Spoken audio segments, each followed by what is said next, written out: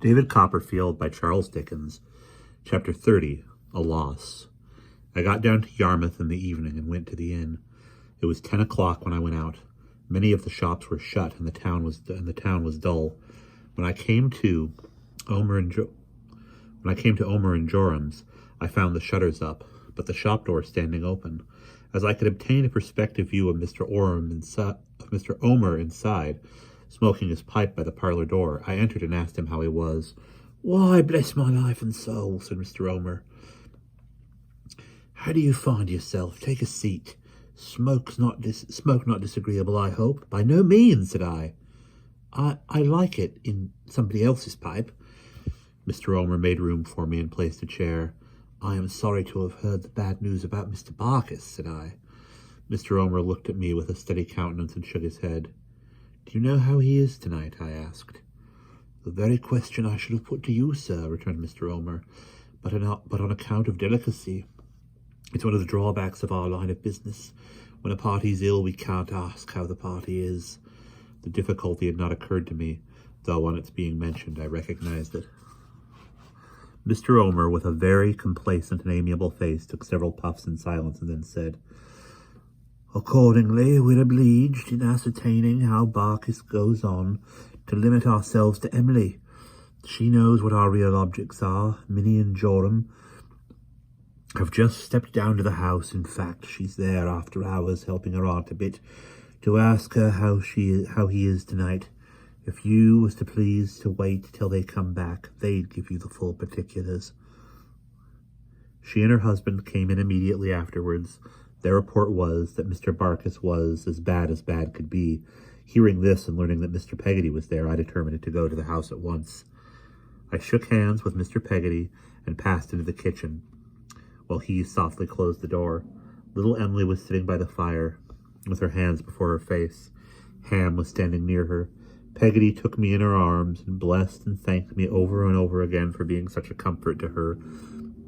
That was what she said in her distress. She then entreated me to come upstairs, sobbing that Mr. Barkis had always liked me and admired me, and that she believed, in case of his coming to himself again, he would brighten up at sight of me, if he could brighten up at any earthly thing. The probability of his ever doing so appeared to me, when I saw him, to be very small. He was lying with his head and shoulders out of bed, in an uncomfortable attitude, half resting on the box which had cost him so much pain and trouble. I learned that, when he was past creeping out of bed to open it, and past assuring himself of its safety by means of the divining rod I had seen him use, he had required to have it placed on the chair at the bedside, where he had ever since embraced it night and day. His arm lay on it now. Time and the world were slipping from beneath him, but the box was there, and the last words he had uttered were, in an explanatory tone, "Old clothes." "Barkis, my dear," said Peggotty almost cheerfully, bending over him while her brother and I stood at the bed's foot. "Here's my dear boy, Master Davy, who brought us together, Barkis. That you sent messages by, you know. Won't you speak to Master Davy?" He was as mute and senseless as the box, which his form derived, the only expression it had. He's a going out with the tide," said Mr. Peggotty to me, behind his hand. My eyes were dim, and so were Mr. Peggotty's, but I repeated in a whisper, "With the tide." "People can't die along the coast," said Mr. Peggotty, "except when the tide's pretty nigh out. They can't be born unless it's pretty nigh in. Not properly born till flood. He's a-going out with the tide. It's ebb at half arter 3, slack water half an hour. If he lives till it turns, he'll hold his own till past the flood, and go out with the next tide." We remained there, watching him a long time, hours.